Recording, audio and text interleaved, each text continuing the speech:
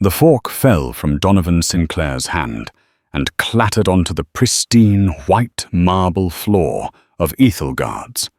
It was the third time in an hour. Not an accident. It was a summons. Every eye in the dining room belonging to the city's rich and powerful was fixed on the young waitress Isabella Rossi as she walked towards the city's most feared billionaire.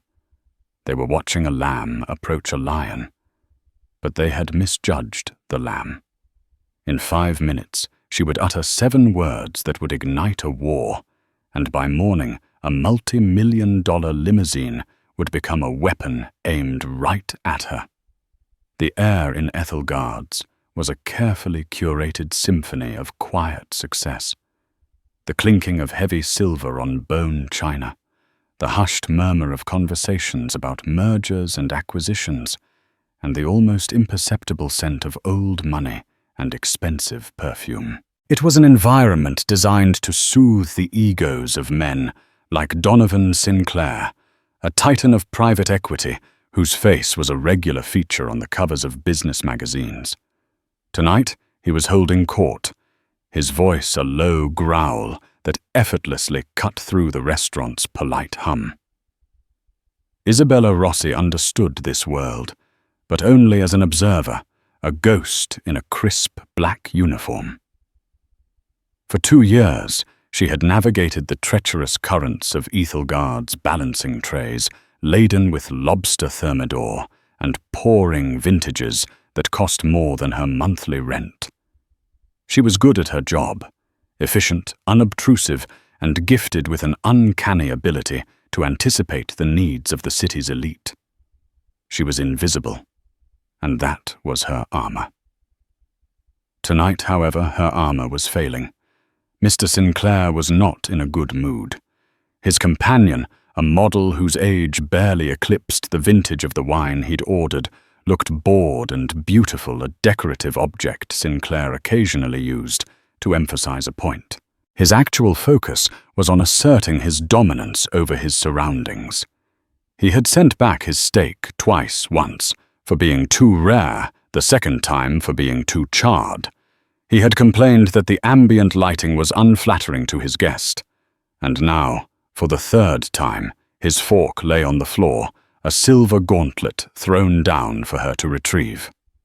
Isabella approached the table, her heart a steady, resentful drum against her ribs. She had seen Sinclair in the restaurant before.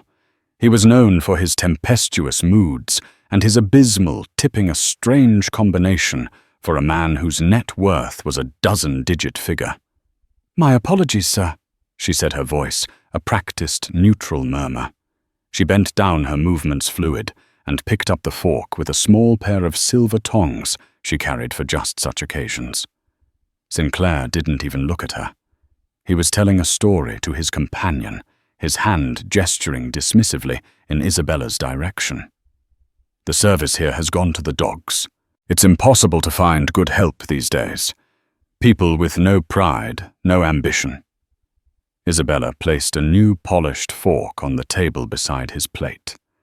The model giggled, a sound like wind chimes in a vacuum. The words meant to be about a faceless, abstract concept of help landed on Isabella like small, sharp stones. Pride. She worked 60 hours a week here to pay for her mother's medical bills and to save for a community college course. Ambition. She dreamed of one day opening a small bakery, a place that smelled of yeast and sugar, not entitlement. She was about to retreat to melt back into the shadows when Sinclair finally turned his gaze on her. His eyes were a startlingly pale blue cold and assessing like a winter sky. "You waitress, my wine glass has been empty for at least 2 minutes. Are you new?"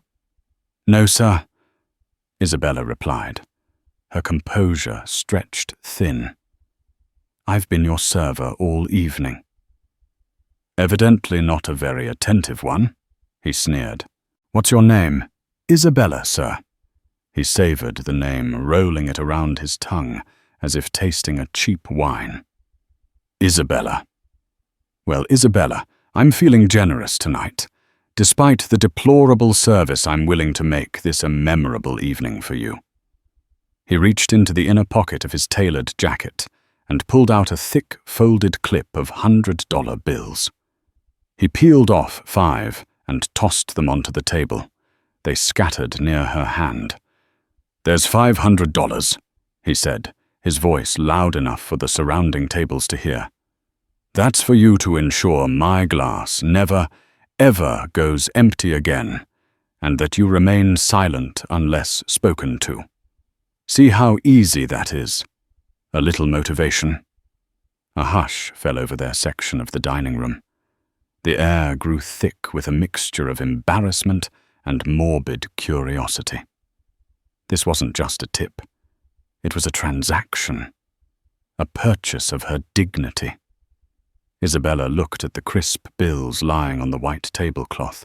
She saw her mother's prescription costs, the overdue electricity bill, a brief moment of respite from the crushing weight of her life. Then she looked at Sinclair's smug, expectant face. She saw the casual cruelty, the belief that everything and everyone had a price tag. Something inside her, a quiet, resilient core she had inherited from her late grandfather, snapped. She did not touch the money. She stood up straight, her 5'5" frame suddenly feeling as tall as his. She met his cold, blue eyes, and for the first time that night, she spoke not as a waitress, but as a person. "Thank you for the offer, sir," she said, her voice clear and steady, devoid of the tremor she felt in her soul. "But I can't accept that." Sinclair's smile faltered. "What did you say?" "My job is to ensure you have a pleasant dining experience, and that includes keeping your wine glass full. I don't require any extra motivation to do my job." She pushed the bills back towards him with the edge of her notepad. "I'm sorry, sir, but you can't buy respect." The silence that followed was absolute. It was as if the air had been sucked out of the room. The model's jaw was slightly agape. The couple at the next table, a prominent real estate developer and his wife, froze with their forks halfway to their mouths. Mr. Peterson, the restaurant manager, was already moving towards them from across the room, his face a mask of pure panic. Donovan Sinclair stared at her. His face, which had been a canvas of arrogant amusement, slowly hardened into something dark and dangerous. The blue in his eyes turned to ice. He didn't raise his voice. He didn't have to. The venom was in the chilling quiet of his words. "You will regret saying that." He whispered each word a promise. He stood up abruptly, threw his napkin onto his half-eaten steak, and without another glance at his date or the money, he turned and walked out of the restaurant. The heavy oak doors swung shut behind him, leaving a wake of stunned silence, and the $500 still sitting on the table, a testament to a battle that had just begun. Mr. Peterson arrived at the table, his face pale. He looked at Isabella, then at the money, then at the closing doors. "What have you done?" he breathed. The first light of dawn was just beginning to spill over the city's jagged skyline when Isabella arrived for her morning shift. A sense of dread had settled in the pit of her stomach, a cold, heavy stone that had been there since she'd left work the previous night. Mr. Peterson had been furious, his words a frantic babble of lost business, powerful enemies, and you have no idea who you've crossed. He had sent her home, telling her to pray that Mr. Sinclair was the forgiving type, a notion Isabella found laughable. But nothing could have prepared her for the sight that greeted her at the entrance to Ethelgard's. It was a limousine, but calling it a limousine was like calling a great white shark a fish. It was a custom-built, elongated phantom of a vehicle, gleaming obsidian black, even in the dim morning light.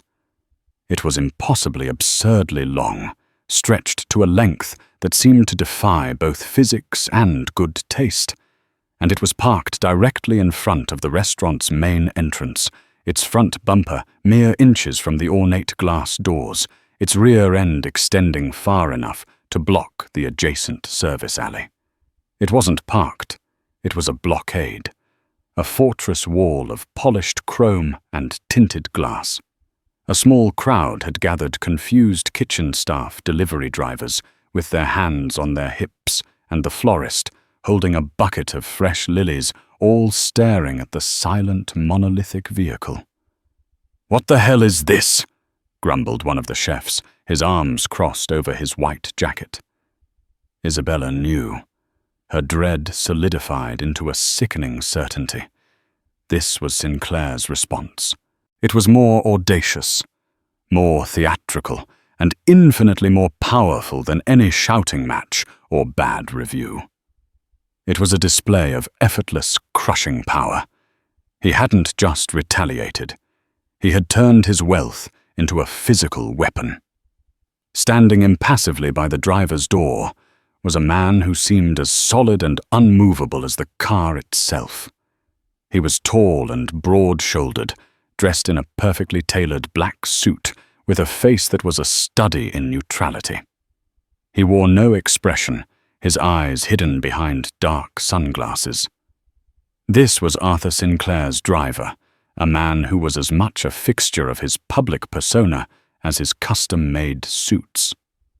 Mr. Peterson was already there, his face a blotchy, panicked red. He was pleading with Arthur. "You can't do this. This is a private business. We have deliveries. Staff, I'm calling the police." Arthur didn't even turn his head. His voice, when he finally spoke, was a low, calm baritone that carried no hint of emotion. "I am under instructions to wait for Mr. Sinclair. Wait for him. He's not here. You're blocking our entire operation." "My instructions are clear." Arthur repeated, his gaze fixed on some distant point. The police did arrive, 2 uniformed officers, looking bewildered by the scale of the problem. They spoke to Arthur, who politely provided his license and the vehicle's registration. It was all in order. They pointed out the numerous parking violations, the obstruction of a commercial entrance. Arthur simply nodded and absorbed the tickets they issued, placing them neatly on the dashboard. The car was legally registered. It was not stolen. The driver was cooperating. There was very little they could do besides issue fines that were to Donovan Sinclair less than pocket change. The limo did not move. By 9:00 a.m., the situation had escalated into a full-blown crisis for Ethelgard's. The morning prep crew couldn't get their equipment in. The produce delivery truck was forced to double park down the street, its perishable goods wilting in the warming air. The linen service couldn't drop off the clean tablecloths. The restaurant, a machine of meticulous precision, was grinding to a halt. The financial bleeding had begun. Isabella stood to the side, wrapped in a suffocating cloak of guilt and fury. Every frustrated sigh from her co-workers, every frantic phone call Mr. Peterson made felt like a personal accusation. Chloe, her closest friend at the restaurant, came to stand beside her. "This is insane," Chloe whispered, her eyes wide. "He's really doing this because you wouldn't take his money." "He's doing this to prove he can," Isabella replied, her voice tight. It was then that Mr. Peterson stormed over to her, his face a mask of desperation. "Isabella, this is your fault. You and your pride. That car has been here for 3 hours. It's costing us thousands of dollars every minute. You need to fix this." "How am I supposed to fix it?" Isabella asked, her own anger rising. "He's the one breaking the law." "He's not breaking it enough," Mr. Peterson shot back, his voice cracking. "The fines mean nothing to him. You need to call him. You need to apologize. You need to beg him to move that monstrosity." The ultimatum hung in the air between them. The choice was clear: her job and the livelihoods of her colleagues, or her dignity.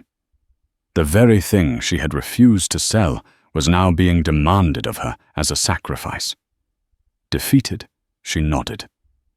She would have to make the call. She would have to grovel. Sinclair had won. As she pulled out her phone, her hands, trembling a subtle detail she hadn't noticed before, caught her eye.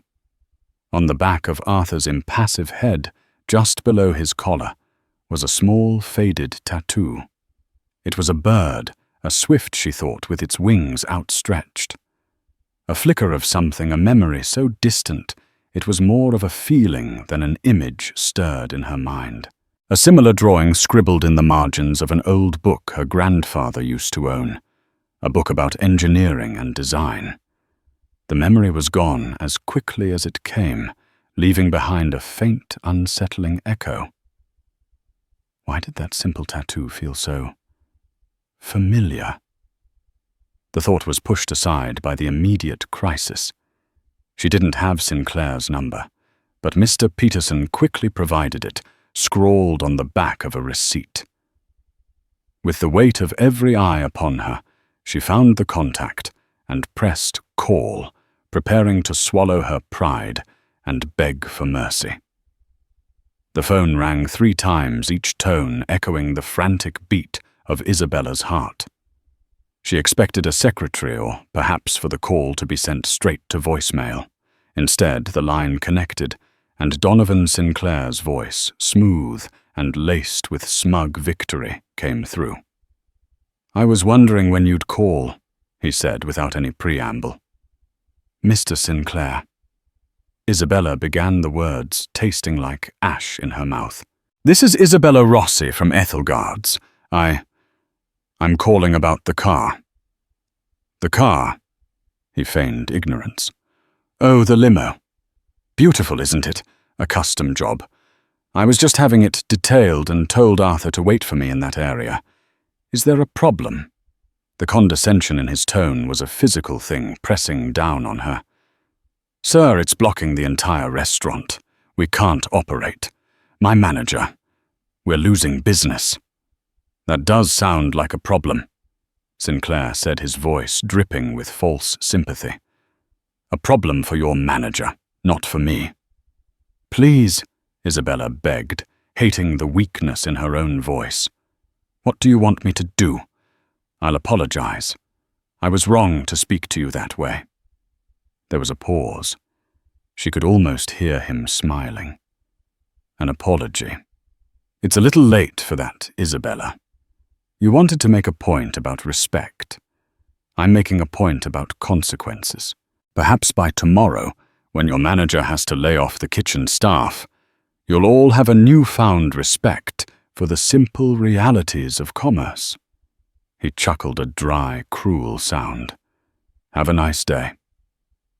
The line went dead.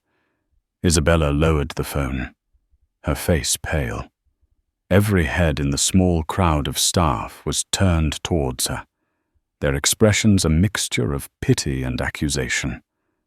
Mr. Peterson looked utterly defeated.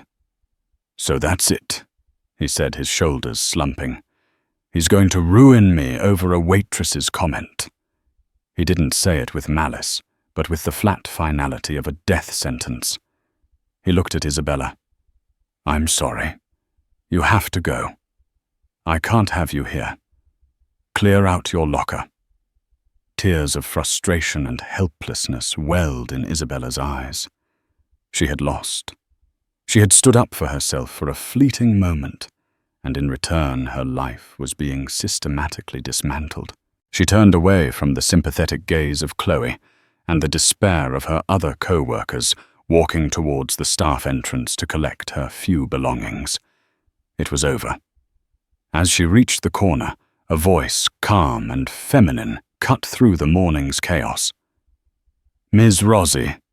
Isabella Rossi." Isabella turned.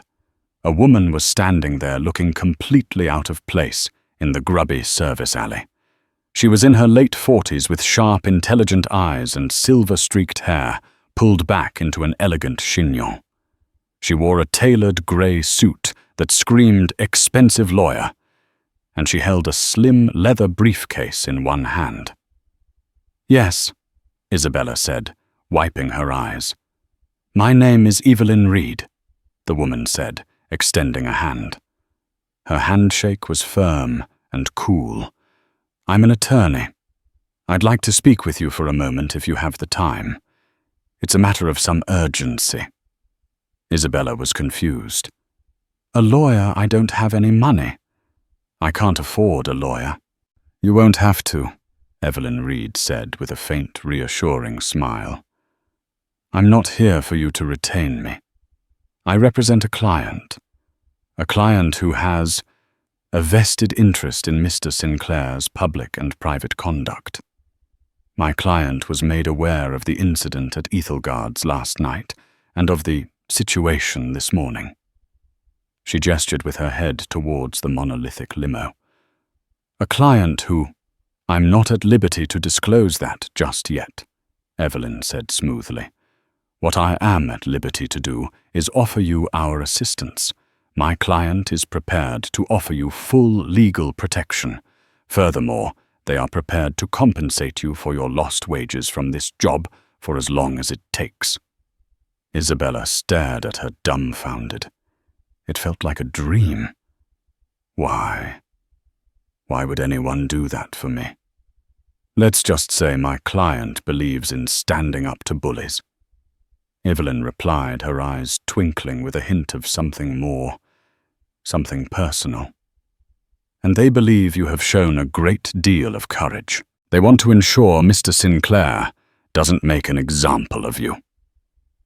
The offer was too good to be true, a lifeline thrown into the turbulent waters that were drowning her.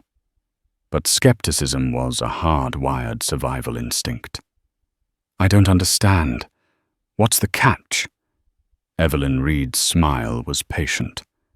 "There is no catch, Ms. Rossi. Only a condition. That you don't back down, that you see this through. We believe Mr. Sinclair has finally overplayed his hand. This is a public spectacle, and we want to use it." She opened her briefcase and took out a business card and a simple, unadorned envelope. "This is my card. Call me any time. And this," she handed Isabella the envelope, "is to cover your immediate expenses, a gesture of good faith from my client." Inside, Isabella would later find, was $10,000 in cash. Her mind was reeling, trying to process the sudden seismic shift in her reality. A secret benefactor, a high-powered lawyer. Just as she was trying to formulate a question, Evelyn reached back into her briefcase.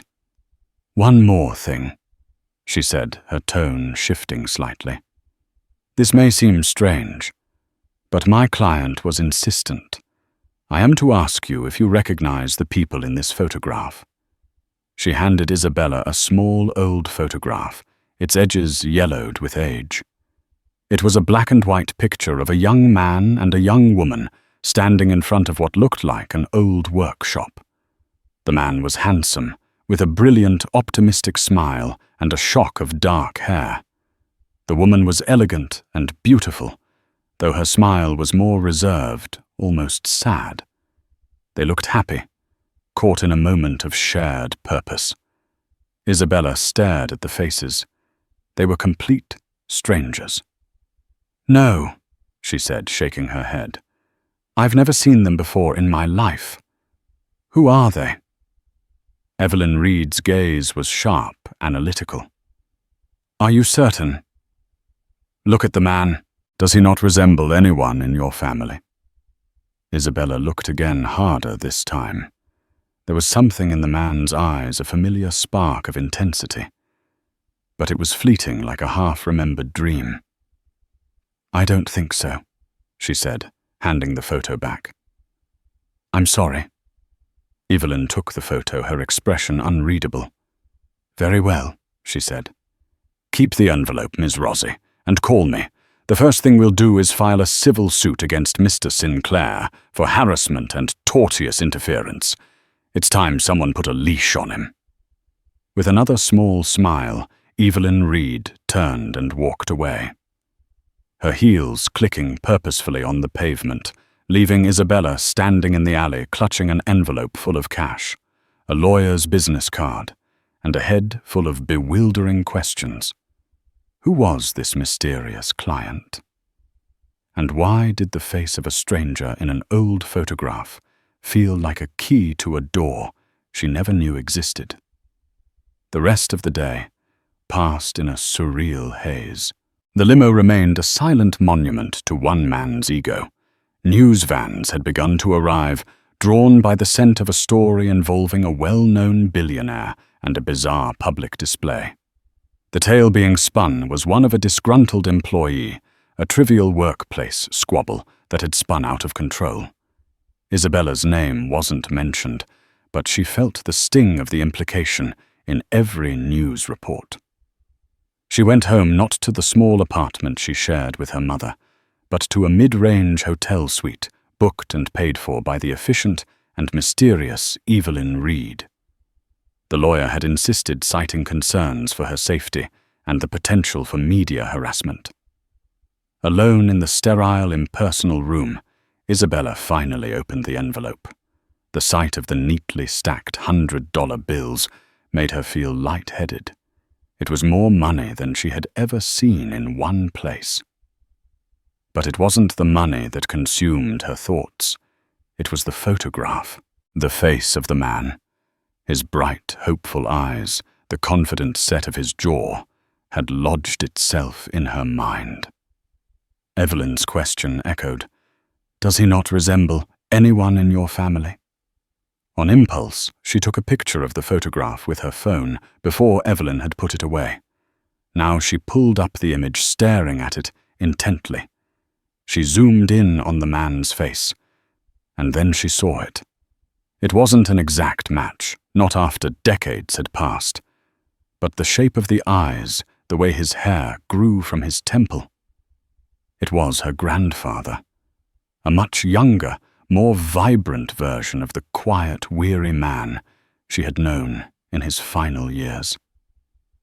Her grandfather, Antonio Rossi, had passed away 5 years ago. He had been a carpenter and a tinkerer, a man whose hands were always stained with wood, varnish, or grease, his workshop filled with half-finished projects and fantastical sketches of inventions that never came to be. He had been a gentle soul, but there was always a current of melancholy running beneath his surface, a sadness about a past he rarely spoke of. He'd only ever said he was pushed out of a promising business partnership when he was a young man, a vague story of betrayal that had cast a long shadow over his life. Her hands trembling, Isabella called her mother. "Mama," she said, her voice tight with emotion. "I need you to be honest with me. I'm going to send you a picture. Who is the man in it?" She sent the image and waited, her heart pounding against the hotel room's silence. A minute later, her mother's reply came not as a text, but as a choked sob over the phone. "Isabella, where did you get this?" her mother, Elena, whispered. "A lawyer showed it to me today." "Mama, that's Nonno, isn't it?" "Yes," Elena cried softly. "That is your grandfather. Before everything. And the woman?" Her voice broke. "That is Eleanor Sinclair." The name hit Isabella like a physical blow. "Sinclair, as in Donovan Sinclair." His mother. Elena confirmed, her voice thick with old pain. "Eleanor was your grandfather's friend, and her husband, Augustus Sinclair. He was your grandfather's business partner." The carefully constructed walls of Isabella's world began to crumble. "Partner Nonno told me he was pushed out of a small workshop." "It wasn't a small workshop, Isabella," Elena said, the story tumbling out of her, as if a dam had finally broken after decades of silence. It was the beginning. Your grandfather, Antonio, was a brilliant designer, a visionary. Augustus Sinclair was the businessman, the one with the connections. Together they founded Sinclair Rossi Automotive Concepts. It was their dream. Elena explained that Antonio had designed a revolutionary new type of fuel injection system, one that was vastly more efficient and powerful than anything on the market. It was his genius, his invention. They were on the cusp of securing a major manufacturing deal that would have made them both wealthy and successful beyond their wildest dreams. "What happened?" Isabella asked, her voice barely a whisper. "Augustus Sinclair happened," her mother said, her tone hardening with a bitterness that had been fermenting for 50 years. "He saw the future, and he wanted all of it for himself. He used his legal knowledge to create a complex partnership agreement. One your grandfather, who trusted him completely, signed without fully understanding. A week before the big deal was finalized, Augustus invoked a clause accusing Antonio of financial mismanagement, a complete fabrication, and legally dissolved the partnership, seizing all the assets. That included the patents for the fuel injection system. He pushed your grandfather out with nothing, not a single penny." The story was devastating. A secret history of theft and betrayal that explained everything. Her grandfather's quiet sadness, their family's constant financial struggle, the inherited sense that something had been stolen from them. Augustus Sinclair built his entire empire on your grandfather's stolen work, Elena continued. He renamed the company Sinclair Industries, and that fuel system became the foundation of their fortune. Donovan inherited a kingdom built on a lie. And Eleanor, she knew it was wrong. She tried to reason with Augustus, but he was a ruthless man. She never forgave him. She died a few years later, some say of a broken heart. Isabella felt a wave of cold fury wash over her. This wasn't about a rude comment at dinner anymore. This wasn't about a blocked entrance or a lost job. This was about a generational injustice. Her defiance in the face of Donovan Sinclair was not an isolated act. It was an echo of a battle her grandfather had lost half a century ago. "Mama," Isabella said, her voice shaking with a newfound steely resolve. "Is there any proof, anything left from that time?" There was a long pause on the other end of the line. "Your grandfather was a meticulous man," Elena said slowly. "He was heartbroken, but he was not stupid. He knew he had been cheated. He kept everything. He hid it away in an old trunk in the attic. He said it was a reminder of what happens when you trust the wrong people." "What's in the trunk, Mama?" "His copies of everything," she replied. "His original workshop blueprints, hand-drawn and signed, notes, and his copy of the partnership agreement, the one Augustus Sinclair used against him. On the back of it, your grandfather spent weeks writing down every detail of the betrayal, every conversation, every lie. He said one day, the truth would matter." Suddenly, the mysterious lawyer, the anonymous client, it all started to make a terrifying kind of sense. Someone else knew the story. Someone else knew that the foundation of the entire Sinclair empire was rotten to its core.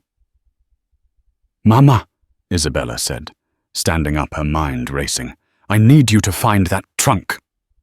The truth, it seemed, was about to matter a great deal. Armed with the shattering truth of her family's past, Isabella felt a profound shift within herself. The fear and helplessness that had plagued her were burned away by a cold, clarifying anger. She was no longer just a waitress who had been wronged. She was the custodian of a stolen legacy. Her fight with Donovan Sinclair had become her grandfather's fight, and she would not lose. She called Evelyn Reed immediately, her voice steady and firm. "I know who the man in the photograph is," she said without preamble. "It's my grandfather, Antonio Rossi, and I know what Augustus Sinclair did to him." There was a moment of silence on the other end of the line, followed by a soft exhale. "I thought as much," Evelyn said, her professional calm tinged with something that sounded like satisfaction. "My client will be very pleased to hear this. Does any proof of his claims still exist?" "Everything," Isabella said. "My mother has it. Blueprints, notes, and the original partnership agreement." "Excellent." Evelyn's voice was sharp, energized. "This changes the game entirely. This is no longer just a harassment suit. This is the reclamation of a birthright. Have your mother secure those documents. Do not let them out of her sight. I will arrange for a secure courier to retrieve them in the morning." The next 24 hours were a blur of activity. The limousine, having achieved its purpose of broadcasting Sinclair's power and crippling the restaurant for 3 days, finally vanished. But its absence was replaced by a more insidious form of pressure. Donovan Sinclair, it turned out, had sources everywhere. Perhaps it was Mr. Peterson, who, in a desperate attempt to save his restaurant, had relayed Isabella's name and her refusal to back down. Or perhaps it was a fellow employee, envious of the strange, powerful forces now surrounding Isabella. Whatever the source, Sinclair learned that the waitress he had tried to crush was not only fighting back, but was also digging into a past he thought long buried. He reacted not with the theatrical arrogance of the limousine, but with the cold, precise cruelty of a corporate predator. The empire struck back. The first blow came from the media. An article appeared on a popular city gossip blog, then was picked up by more mainstream news outlets. The headline read, "Waitress in Limo Standoff, Accused of Extortion Plot."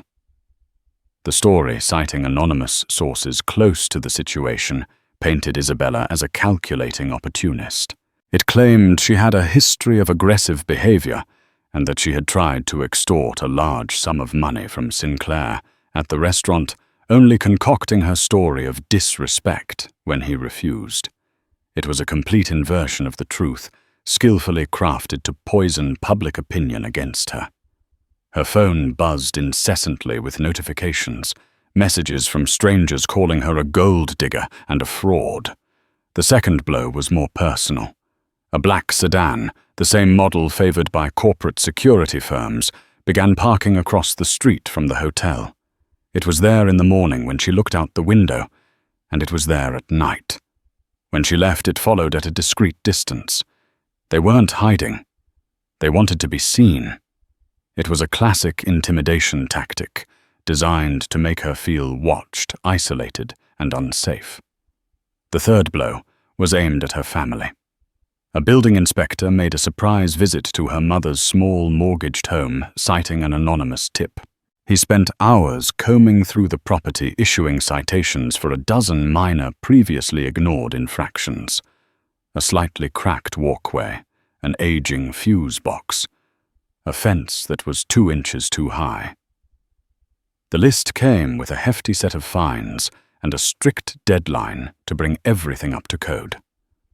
A financial burden Elena could not possibly bear. The pressure was immense. A multi-pronged assault designed to break her spirit. Chloe called her voice a frightened whisper.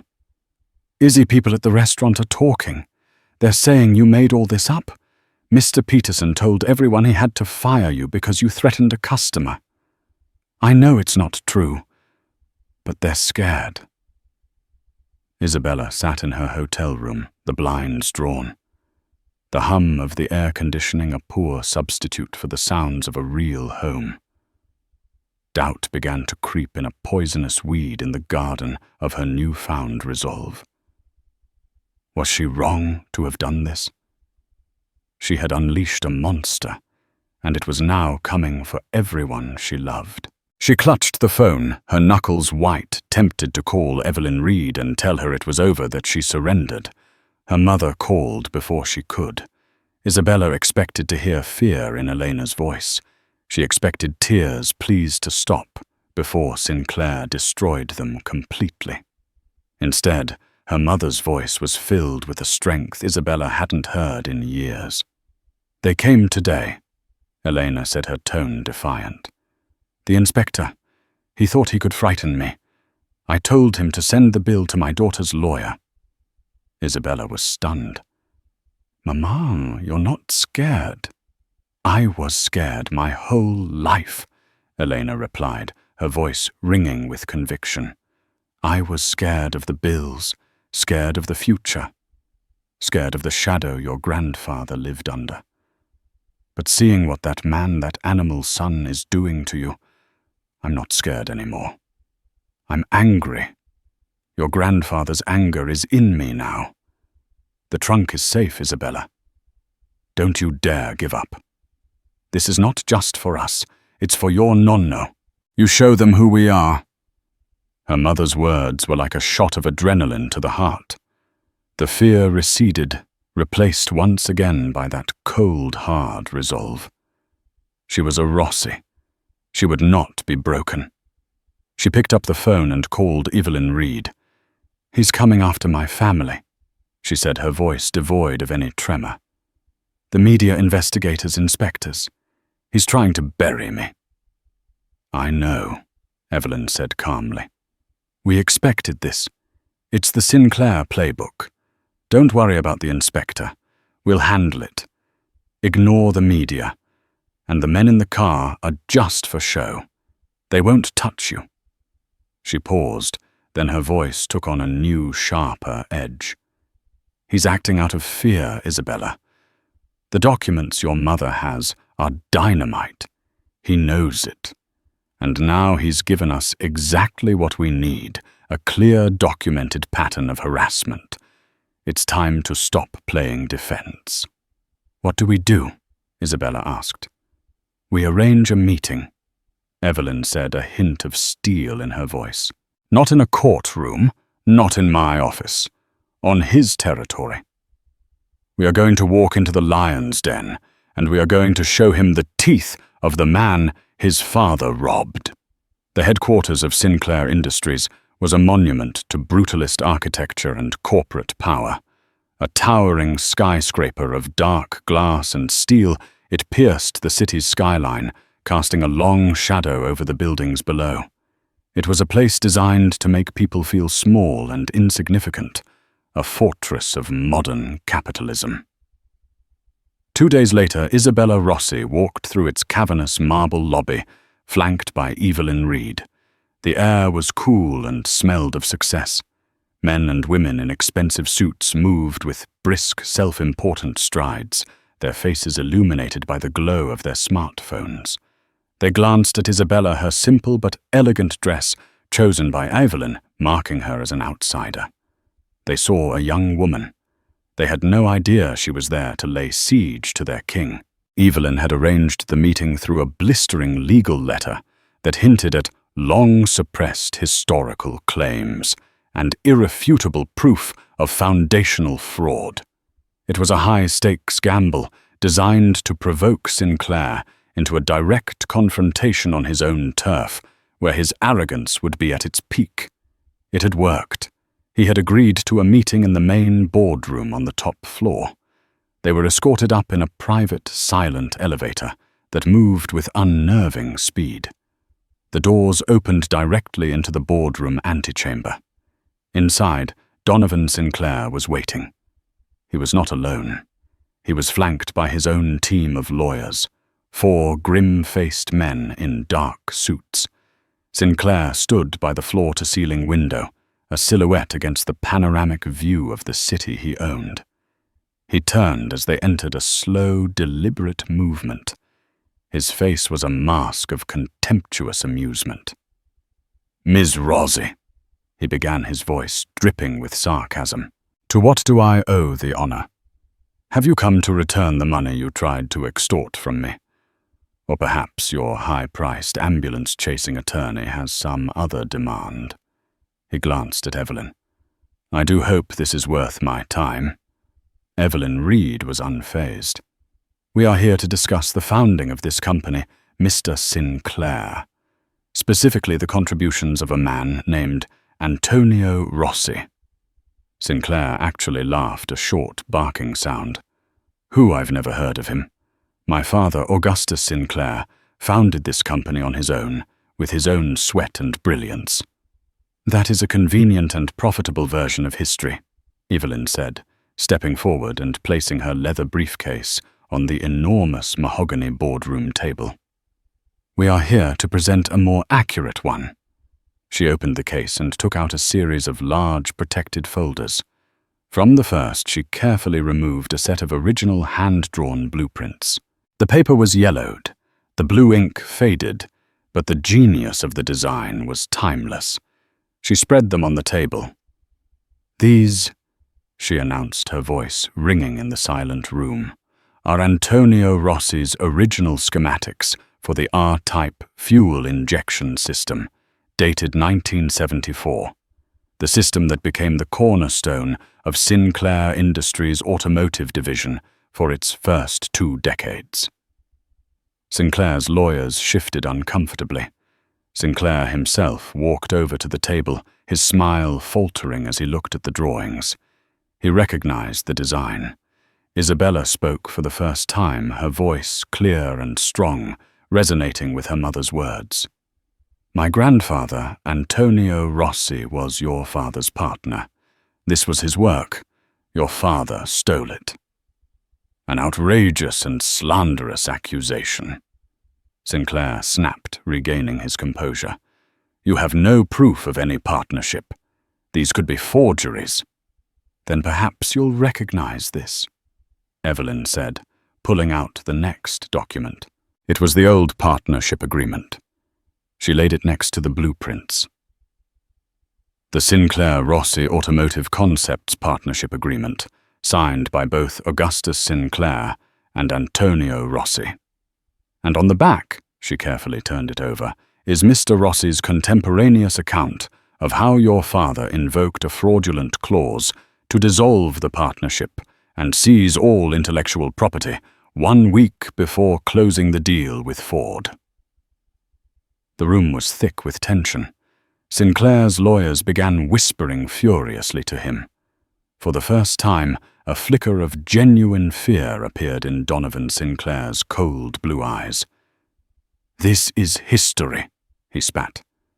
"Ancient history. It's meaningless. You can't prove a thing. It's the word of a dead man against my father's legacy." "Ordinarily you might be right," Evelyn said calmly. "But we don't just have history. We have the present." She gestured to Isabella. This was the part they had rehearsed. Isabella stepped forward, her initial nervousness replaced by a surge of adrenaline. She laid another set of papers on the table, not old documents, but modern-day engineering analyses and market reports compiled by an expert Evelyn had hired. "We had your company's current flagship product, the Sinclair V8 EcoThrust engine, independently analyzed," Isabella stated, her voice unwavering. "Our expert found that despite 50 years of modifications, the core principles of its energy efficiency, the unique fuel-to-air compression ratio, and the spray nozzle design are still fundamentally based on my grandfather's original R-type schematics. His genius isn't your company's history, Mr. Sinclair. It's the bedrock of your most profitable division right now in 2025. The blood drained from Sinclair's face. This wasn't about a historical claim anymore. It was about the very legitimacy of his current success. He slammed his hand on the table. "This is absurd. You think you can walk in here with some old papers and some junk science and threaten me? Who is backing you? Who paid for this expert? I'll ruin them." He stared at Evelyn, his eyes blazing with fury. Who is your client?" Evelyn Reed allowed a small, cold smile to touch her lips. The moment had come. "My client isn't one person, Mr. Sinclair. You see, your father wasn't the only person in this company who built his career by stepping on others. You learned his lessons well." Her voice dropped, becoming a blade. "My client is a consortium, a group of former Sinclair Industries executives, engineers and division heads, people you fired to cut costs, people whose projects you stole and took credit for, people whose pensions you gutted in the last restructuring. They've been waiting, pooling their resources, looking for the right opportunity to expose the rot at the heart of this company. Your public spectacle with Ms. Rossi was the opportunity they were waiting for." Sinclair was reeling, stumbling back as if physically struck. The thought of a conspiracy within his own ranks, an army of his own making, was a devastating blow. But Evelyn wasn't finished. She delivered the final personal twist. "They hired me for a very specific reason. Donovan," she said, using his first name for the first time, the sound of it a sharp crack in the silent room. "They knew my history. You see, I have my own reasons for taking this case. My grandfather was a man named Arthur Reed. He was your father's first lawyer, the man who drafted this very partnership agreement." She pointed to the document on the table. "On his deathbed, he confessed to me. The guilt of what he helped your father do to Antonio Rossi had haunted him his entire life. He told me everything. He left me his own private records, corroborating every word of Mr. Rossi's account." She looked Sinclair directly in the eye, her own gaze filled with a righteous fire that had been burning for years. "My client isn't just a consortium of your enemies, Donovan. My client is history. My client is justice, and we are here to collect." The aftermath of the boardroom confrontation was not a loud explosion, but a swift and silent implosion. Faced with a mountain of evidence, the threat of a massive lawsuit that would drag the company's dirty laundry into the public sphere, and a brewing rebellion from a consortium of embittered ex-executives, the Sinclair Industries Board of Directors acted with the ruthless efficiency of self-preservation. Within a week, an emergency meeting was called. Donovan Sinclair, the man who had inherited a kingdom and ruled it with an iron fist, was unceremoniously ousted as CEO. The official story was that he was stepping down to pursue other interests, a piece of corporate jargon so thin it was transparent. The real story, however, began to leak first in whispers on financial news blogs, then in a torrent of articles detailing the scandalous origins of the company and the decades of lies that had sustained it. Sinclair's name became synonymous, not with power, but with fraud. Isabella Rossi did not become the new CEO. She did not want to. The goal was never to conquer Sinclair's world, but to reclaim the honor of her own. Guided by Evelyn Reed and the consortium, a settlement was reached out of court. It was a landmark agreement.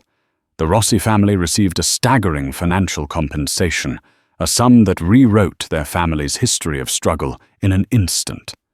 But more importantly, the settlement included a significant non-controlling stake in Sinclair Industries and the public official acknowledgement of Antonio Rossi as a co-founder of the company. His name was restored, his genius finally recognized. The first thing Isabella did was not to buy a mansion or a sports car. She established the Antonio Rossi Foundation for Young Inventors, an organization dedicated to providing funding and mentorship to brilliant minds who lacked the resources to bring their ideas to life, the very position her grandfather had been in half a century ago. She set up its headquarters not in a gleaming downtown tower, but in a refurbished warehouse in the same industrial neighborhood where her grandfather's original workshop had been. Her mother Eleanor was by her side, the years of worry seemingly melting from her face, replaced by a radiant pride. Together they hung a large framed portrait of a young, smiling Antonio Rossi in the foundation's entrance hall. One afternoon, a few months after the foundation opened, a man walked in, looking hesitant and out of place. He was tall and broad-shouldered, though he seemed to carry himself with less rigidity now. It was Arthur Sinclair's former driver. He was no longer in his crisp black suit, but in a simple polo shirt and jeans. "Miss Rossi," he said, his voice quiet, devoid of its former evasive tone. He held a worn cap in his hands. I just wanted to come and apologize." Isabella looked at him surprised. "For what?" "For that day, with the limo," he said, looking at the floor. "I knew it was wrong, but it was my job. Mr. Sinclair, he paid well. I have a family, a daughter in college. I just did what I was told. I never felt good about it." Isabella saw not an instrument of a billionaire's cruelty, but just a man like any other trying to provide for his family. She saw the faded tattoo of the Swift on the back of his neck and was reminded of her grandfather's sketches. It was a symbol of speed and precision, something a man who appreciated fine engineering might choose. "I understand," she said, her voice gentle. "Thank you for coming to say that. It means something." "I lost my job when he was forced out," Arthur continued. "I'm not asking for anything. I just wanted you to know that I respect what you did. You have more courage than any of those men in their fancy boardrooms." Isabella thought for a moment. The foundation was growing and they needed reliable people. "The foundation has a small fleet of vehicles," she said. "We transport students and equipment. We need a logistics manager, someone trustworthy who understands the city. It's not a chauffeur's job. You'd be in charge, if you're interested." A look of disbelief, then profound gratitude, washed over Arthur's face. "Yes, Ms. Rossi," he said, his voice thick with emotion. "I would be very interested. Thank you." As he left, Isabella looked around the bustling workshop at the young, bright-eyed inventors working on their projects, their futures bright with possibility. She realized the truth of the 7 words she had spoken in the restaurant that night. Money couldn't buy respect, but it could, if used correctly, buy justice. It could restore a legacy, and it could build something new and beautiful from the wreckage of the old.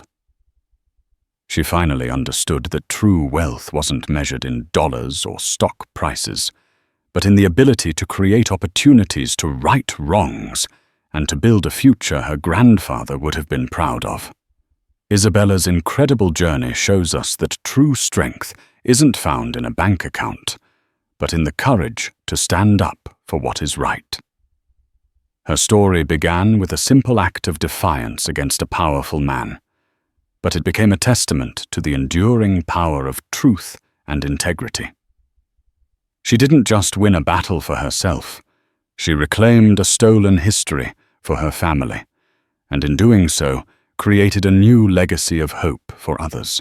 Her story is a powerful reminder that one person armed with conviction can indeed change the world, proving that respect is never for sale and true wealth is the positive impact we leave behind. If Isabella's story of courage and justice resonated with you, please give this video a like to show your support. Share it with someone who needs to be reminded of their own inner strength. And don't forget to subscribe and hit the notification bell for more real-life dramas that will empower and inspire you. What part of Isabella's fight impressed you the most? Let us know in the comments below.